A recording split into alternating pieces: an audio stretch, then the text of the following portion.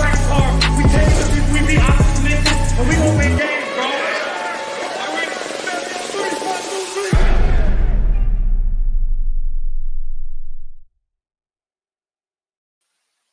All right, welcome everybody back to another episode of the Big Douglas Show. This is always one of my favorite episodes of the year when we get Al Galdi on. Al, how is it, man? It's been a little bit. Exciting times in Washington. These are exciting times, and thank you for having me. I appreciate it. No doubt. Let's see, there have been so many things happening. The offseason's just barely gotten started. What is your favorite move so far? Wow, that's a good one. I guess I have to say Adam Peters, just because I think your head of football operations is as significant as anything. And that was kind of the tone setter for all of this. I mean, Ron Rivera gets fired, and then within a week, Adam Peters is hired. And that was, I think, a really strong declarative way to get this going. Because, I mean, we know what this offseason is. This is a revamping of football operations. This isn't just about, like, getting rid of one person or changing one job. This is about getting rid of a bunch of people and bringing in a bunch of new people and hopefully setting forth a direction that gets this team to where we want it to be. And so I'd have to say the Peters move, but I think there are a lot of moves to like, and I think that's what's encouraging about this offseason is that it's not so obvious necessarily, like, what's the best move. Like, I think there are multiple really good moves. The easy answer always is to say none of it worked before because Dan was here.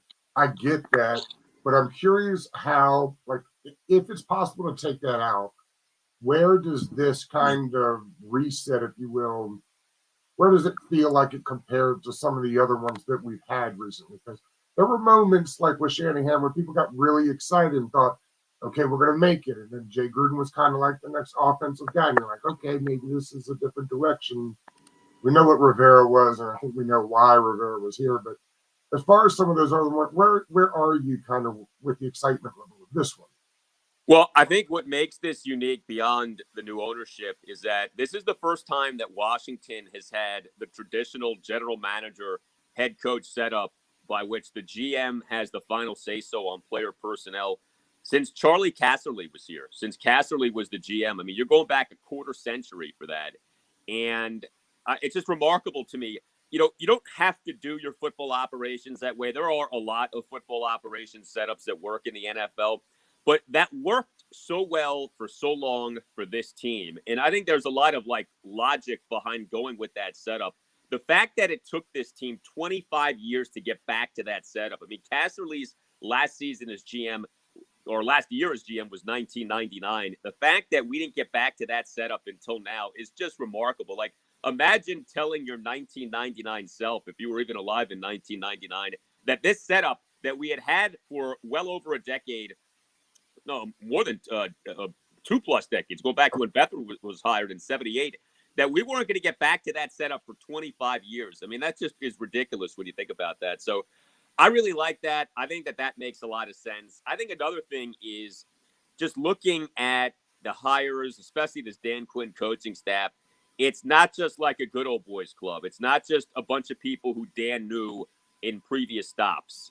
This is a lot of new faces working together. Now, you know, there is some risk with that in that they got to mesh and they got to be on the same page. But I like that. I mean, we just went through, you know, the Commanders scenario and all of these former Carolina people being here. And there were a few who did a good job, but there were too many who did not do good jobs. And so to get all of this new blood, new ideas, you know, you have a guy in Quinn who I think has made a real good faith effort to learn from what went wrong from his time as Falcons head coach, which I think is a really encouraging sign. I think all of those things stand out as things that we didn't necessarily have in previous regime changes. I think I saw yesterday, we were talking about it on the podcast, that there are no more than 2 people from any one branch, if you will. You know, everybody talks about trees and branches in the NFL. Only 2 connections to each one, really, like in a very close way. And you have to go back to like Anthony Lynn and Cliff Kingsbury, like back in college sometime, to get anything more than that. And I think to what you were saying earlier, that's kind of the unique and interesting thing here is that it's so easy for these guys who have made connections and the comfort camaraderie that you kind of have there with those to be able to go out and put this group together. I think shows a lot of guys that have learned and have figured out where they fit. Not everybody is fit to be a head coach. You see a lot of these guys that were head coaches before. Some of them, I'm sure, will use this to try to get back into that spot. I think you got a bunch of other guys too that have kind of learned where they best fit in. I think, to your point, the biggest, most interesting thing to me will be how quickly can they kind of gel together as a unit, and whose voice is the loudest. Yeah, I mean, you've heard the word collaborative or some version of that word being used a ton these last few weeks, and you just got to hope that that's not lip service. That that these guys legitimately are committed to collaborating, and you're not going to see egos get in the way, and that you are going to see people genuinely try to learn from what has gone wrong in their past. Like I mentioned, Quinn. I think Cliff Kingsbury is another good example. Like Kingsbury did some good things with the Cardinals, but he ultimately had a sub 500 record, and he only really had one truly really good season as Cardinals head coach. Now things got weird. He and Kyler Murray had a falling out, but I'm sure there are things that Cliff Kingsbury could have done better. So, is he humble enough to learn from what he could have done better? He sounded like he is. I mean, his presser on Thursday afternoon didn't stand out the way Joe Witt Jr.'s did, but I thought Cliff said some interesting stuff and some notable stuff, and he sounds like a guy who, is learning from what went wrong from his time as Cardinals head coach. You think about Brian Johnson. Brian Johnson fired his Eagles offensive coordinator. You'd like to think that he is wanting and willing to learn from what went wrong. Bobby Johnson is coming off a 2-season run as Giants offensive line coach that did not go so well. So, you got to think that there are things that he can learn from what went wrong in his previous stop. But, with all of these people, there are things to like. So it's not just like you're assembling a collection of people who got fired and didn't succeed. Kingsbury has a remarkable track record of doing good work with quarterbacks. Bobby Johnson, everyone's been fixated on his time as Giants O-line coach, and I get the concern. But look at where he was prior to that. A 3-season run as Buffalo Bills offensive line coach that went quite well. The Bills were one of the best pass blocking teams over that 3-season run. So, a lot of smart people, I think, a lot of experienced people, but people with some things to prove, people with perhaps some chips on their shoulders, and people who, again, hopefully are learning from what went wrong, are going to come together here to form an operation that can be good. I mean, we have earned it as fans. I mean, it doesn't have to be as bad as it has been here for so long. Winning in the NFL is hard. It's also not impossible. It doesn't have to be this way where for 30 plus years the franchise is mired in mediocrity and bad performance like this. It never had to be like this, and hopefully we're in the process of getting out of this. When we're talking about Kingsbury, and I was thinking part of his deal is getting in there early and studying film. He's one of these 10,000-hour guys, if you will. Yeah. Imagine how frustrating it must have been to have to put into Kyler Murray's extension that he'd be there watching film. Like for a guy that loves watching film, starts at 4:30 in the morning, to have your quarterback have to put into the contract, you will watch film. It had to be frustrating out in Arizona. It's one of the strangest things I've ever seen, and it's one of the biggest indictments of a quarterback that I've ever seen. And, it does speak to whatever the Commanders do at number 2 in the draft. Who these guys are as people matters so much. And, we can watch the tape and debate who's better at what and who projects to be what. But there's an unknown for all of us on the outside looking in, and that is who are these guys as people? And I think that is so important in this pre-draft process. Caleb Williams, Drake May, Jaden Daniels, maybe even, J.J. McCarthy with his stock seemingly soaring. But what are they like as people? Are they hard workers? Are they good teammates? Do they like football? Do they just play football for the money?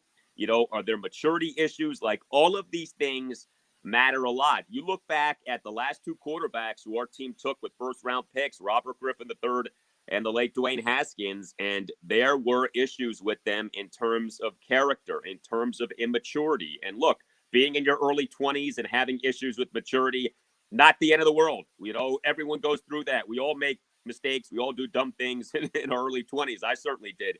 But if you're spending a first-round pick on a quarterback, you can't be taking someone like that. You really want to try to get someone who is beyond those things and who you don't have to worry about off the field. So, yeah, the Collar thing, I certainly thought about it from a standpoint of Cliff Kingsbury, but I think from a standpoint of our team, that number 2 overall pick, that does stand out. Got to go quarterback at number 2.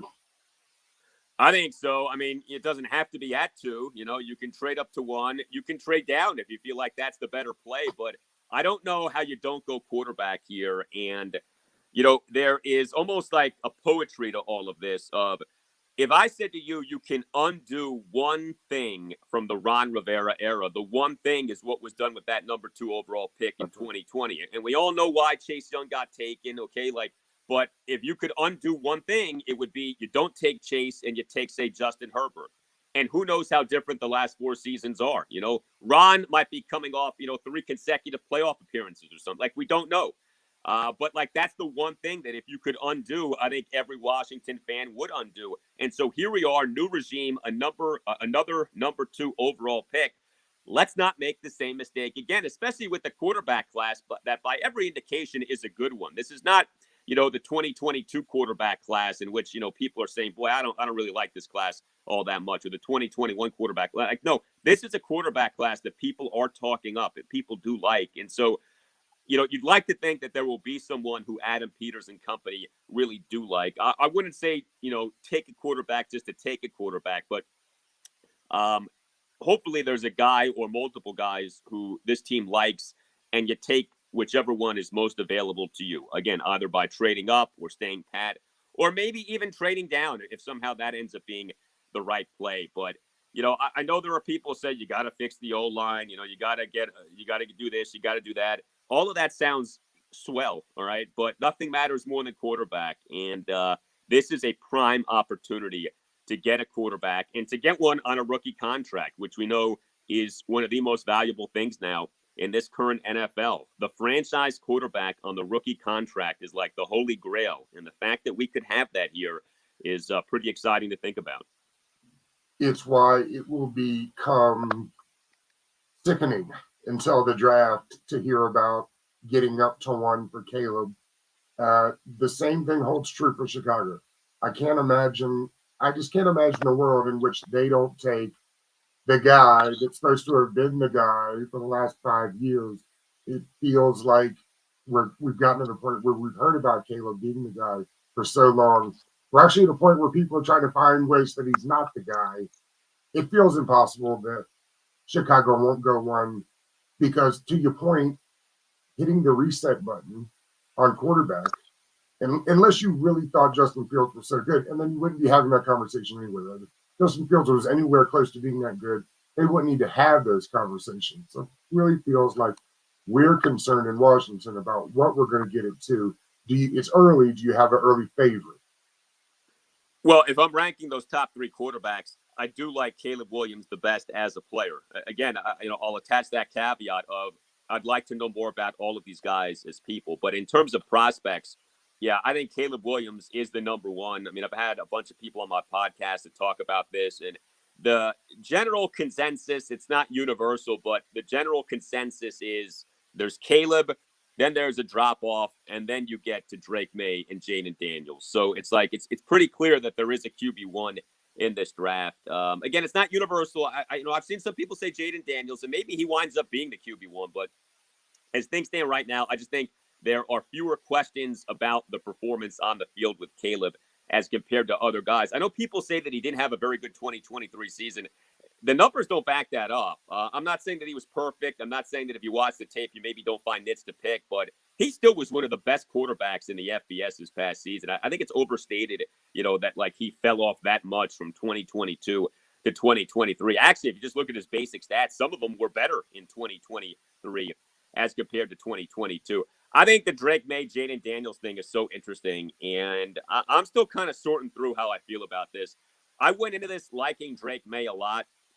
I still do, but I know that there are concerns. His footwork has come up as an issue. His accuracy, especially on some of the layup throws, has come up as an issue. Clearly, Jaden Daniels provides something special with his ability as a runner. He took a great step forward this past season as a passer. The big concern that I have with Daniels, though, is that he can be a little reckless as a runner. He can play that hero ball, that Robert would be guilty of at times, where instead of sliding or getting down, he'll take the shot, he'll take on the contact. And you can maybe get away with that in college football, but in the NFL, you're going to get hurt playing like that. I mean, it's just the way that it is. And the last thing that we need is to spend a number 2 overall pick on a quarterback who gets hurt a lot. Okay. We've danced that dance before. So I think there's a lot to be sorted out with those two. Right now, you forced me to make a call.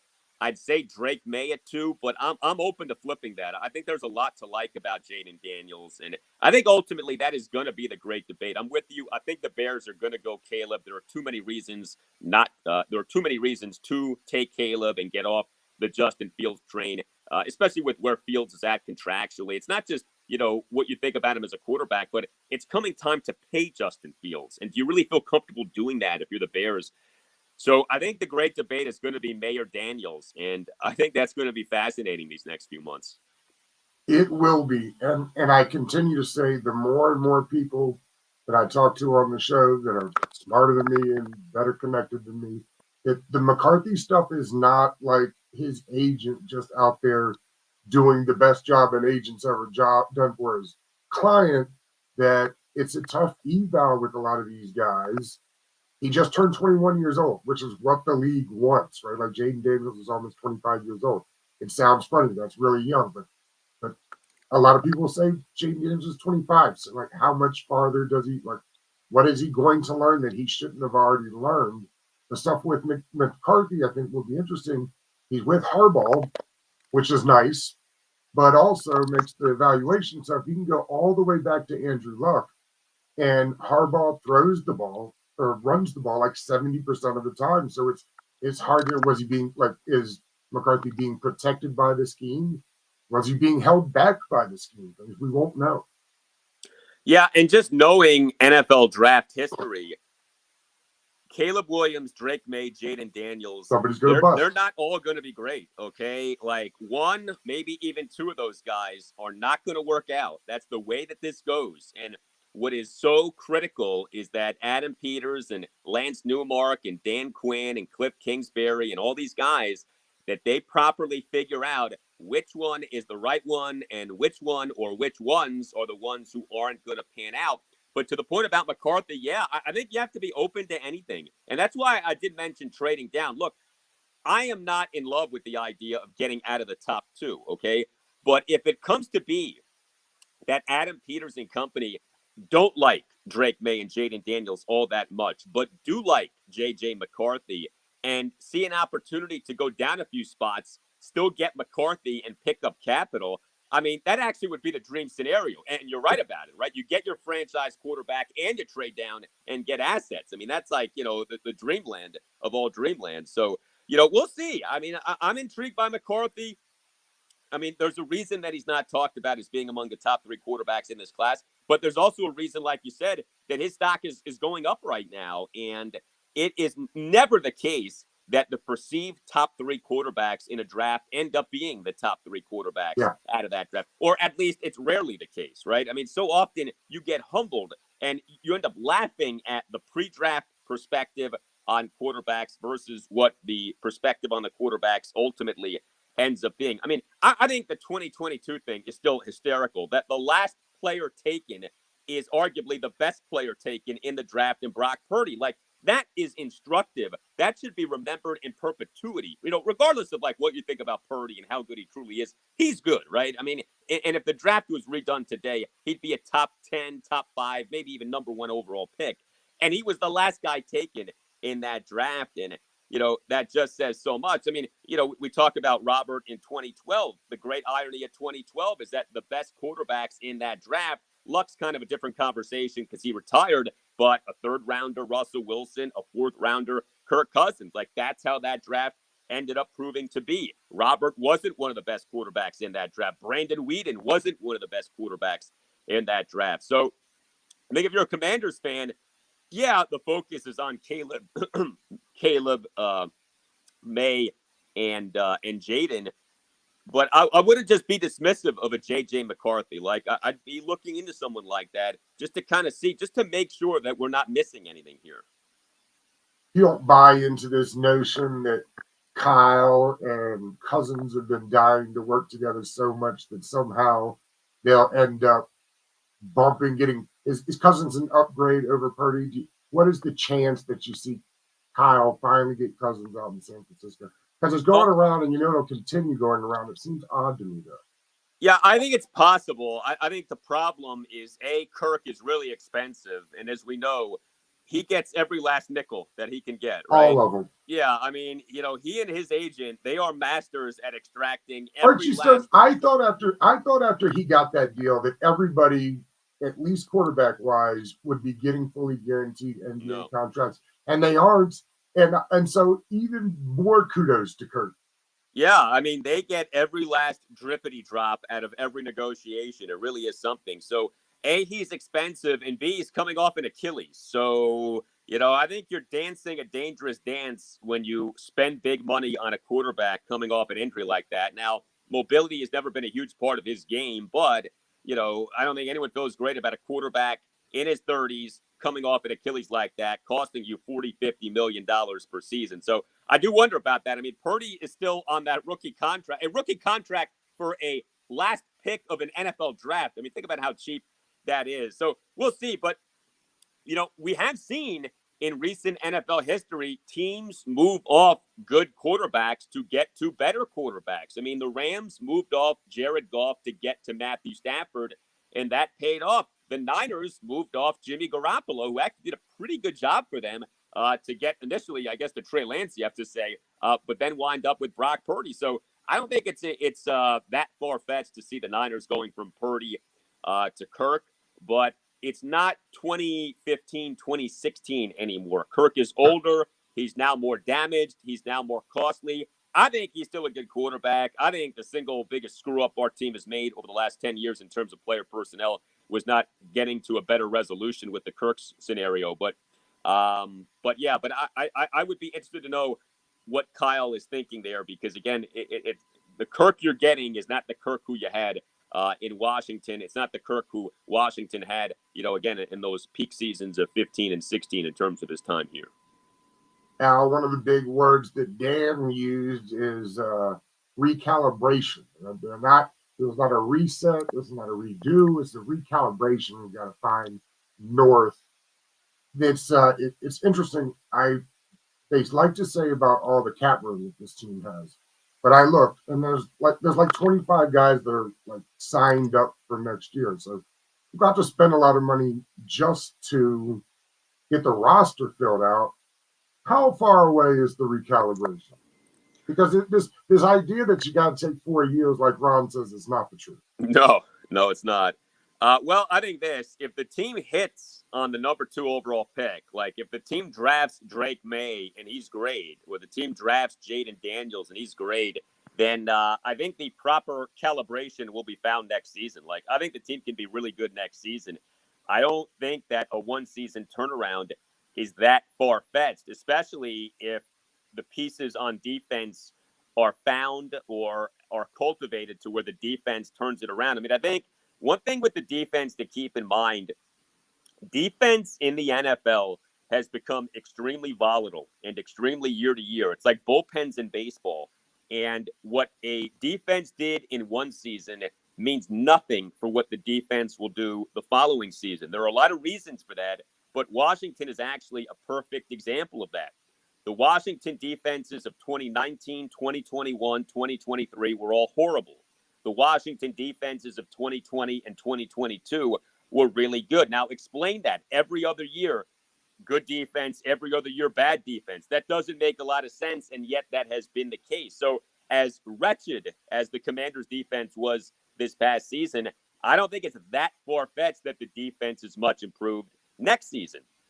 So if the defense is better and you hit on this number 2 overall pick in terms of the quarterback position, I think the team can be really good again next season. And I think Dan Quinn thinks that. Now, he shouldn't say that. I think he was smart to kind of leave it in generalities and he doesn't want to say rebuild, and that's fine. I mean, most organizations don't want to say rebuild. The Wizards aren't necessarily saying rebuild. The Nationals aren't saying rebuild. The Capitals aren't saying rebuild, although they're not really rebuilding, although they may have to. But yeah, I think the Commanders can be good next season. It's going to take a lot, but I don't think it's impossible. And I do think that that's part of the excitement here. That when we look at the Houston Texans, heck, look at Dan Quinn with the Falcons. As much as his tenure with the Falcons didn't end all that well, he made a Super Bowl in his second season, right? His first season was 2015. His second season was 2016. In his second season, the Falcons won the NFC Championship. So Dan Quinn knows about quick turnarounds. You're not going to hear him do the 3 to 5 year thing, or at least talk about it, because he doesn't have to look at it that way. He can get this thing turned around. He turned around that Cowboys defense. That Cowboys defense in 2020 under Mike Tomlin was really bad, and the next year was really good with Dan as the defensive coordinator. So, yeah, I think this team can be good again sooner rather than later. Again, going to take a lot of work, going to have to hit on some big things this offseason, but it's not impossible.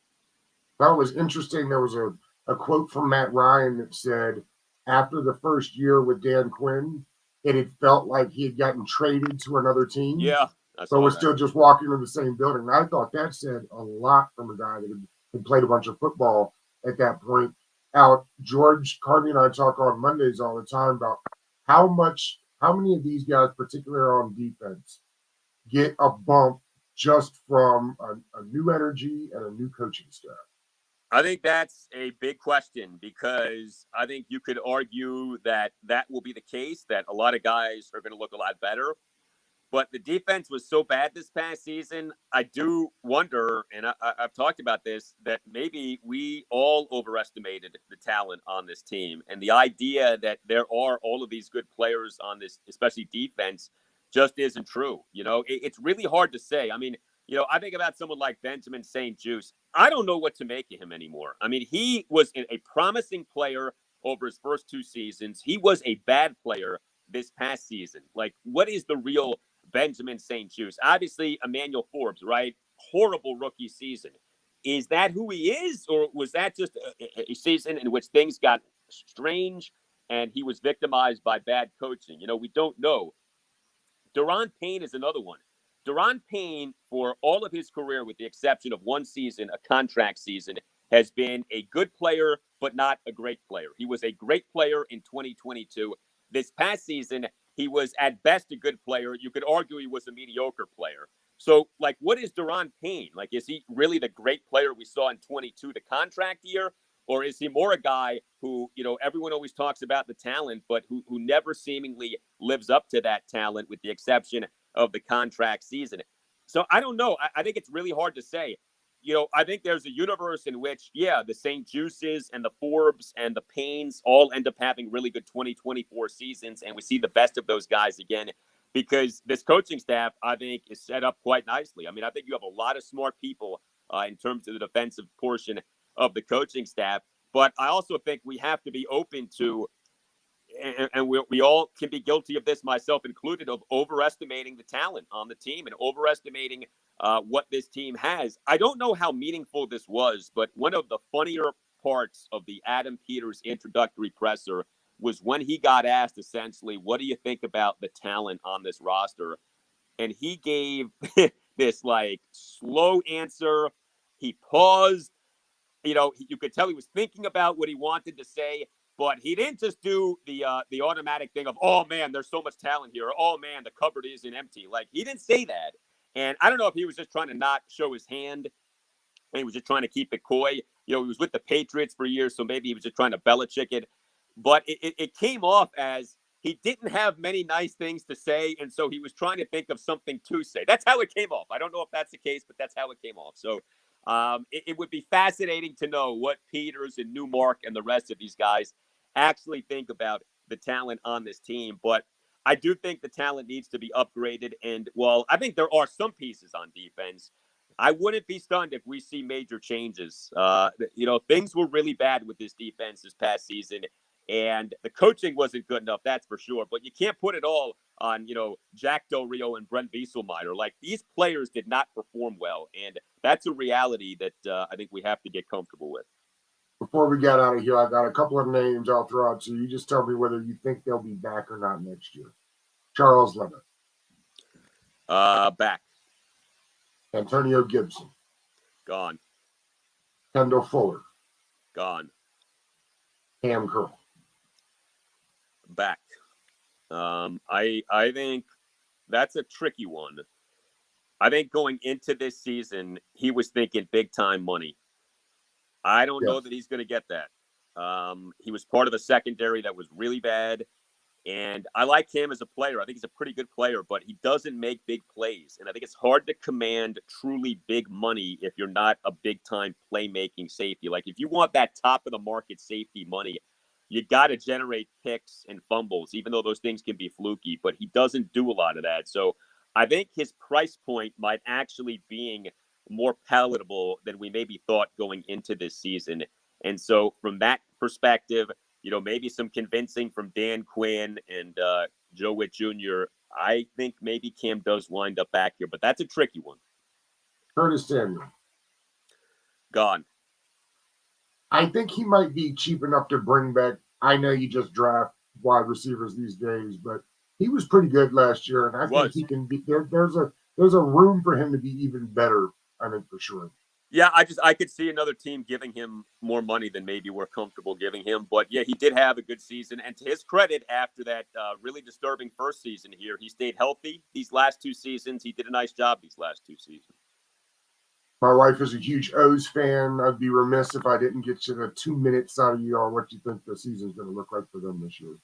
Well, there was some really bad news at Orioles spring that. training on Thursday with Kyle Bradish and John Means both looking like they're going to start the season on an injured list. But the O's are in a great place. First of all, their baseball ops for multiple years now has been in the best place it's been in years with Mike Elias, who is a lot like Adam Peters. There are actually some interesting parallels between the Commanders and the O's. But the O's a few years ago got their version of Adam Peters and Mike Elias. He's drafted exceptionally well. The team is loaded with all of this young talent. And the glorious news of just a few weeks ago of the O's being sold. The Angelos family finally agreeing to sell the team. This guy, David Rubenstein, a private equity guy, is going to lead. He's leading a group that has agreed on a purchase price. And hopefully this thing gets approved within the next few months. So, I mean, you had the Commanders last July being sold. Now we have the O's in the process of being sold. A lot of combo Commanders-Orioles fans in this area with no MLB team in D.C., 72 through 2004. So it really is like a dream time right now if you're one of those people. I mean, I grew up Redskins fan, Orioles fan, because that's what we had here. And to see both teams sold, it's just remarkable with how bad the Snyder and Angelos ownerships were. I think the O's should be good this season, but it's tricky. I mean, they had the best record in the American League last year. Are they going to have that again? I don't know. That's hard to do back-to-back years. But the talent is there, and the trading for the ace Corbin Burns is another exciting development. So I think the O's should be certainly in playoff contention and hopefully end up with at least 90 wins, give or take. This coming season. But yeah, the O's are in the best place they've been in years, and hopefully our football team gets to be able to be spoken of in that way soon. I lied. Just because it made me think of this new ownership for the Commanders. The new guys opened up his pocketbook for the coaching staff. He did, very much so, and I would assume for the front office too, because they are not getting rid of many, if any, people. Right. They brought on Adam Peters and they brought on Lance Newmark. Keep in mind, too, Ron Rivera is still getting paid. Ron did not get another job. The belief is that he got a 5-year contract when he got hired in January of 2020. And, Ron was not making $100,000 per season, okay? My understanding is Ron was making like $7-8 million per year. So Josh Harris, unless there's something about that Ron Rivera contract we don't know, is still on the hook for that money. So, you think about that. Paying Adam Peters, paying Lance Newmark, paying the people still here, paying the new coaching staff. I would presume maybe paying off other coaches. Remember Scott Turner, who the team extended, then fired last offseason. I'd have to double check that. The team may still be paying Scott Turner, although I know he got the job with the Raiders. But, so like there's a lot of money that may be being dished out right now for non-players. But there is no cap, right, for executives and coaches. So you pay what you need to pay. Eric Bieniemy, right? He got, we believe, at least a 2-year contract last offseason, so he may well still be being paid. But to me, you spare no expense on executives and coaches, because if you get the right people, they pay off and then some in terms of bringing that money back, revenue, ticket sales, merch, etc. And I think from Josh Harris's perspective, that's the way to look at it. But yes, no doubt, he has spent some money on these executives and coaches. Al, I could have done it for another hour. You know that. Always appreciate when you come on the podcast, and we'll do it again soon. I appreciate you having me. Thank you. All right, thanks, man.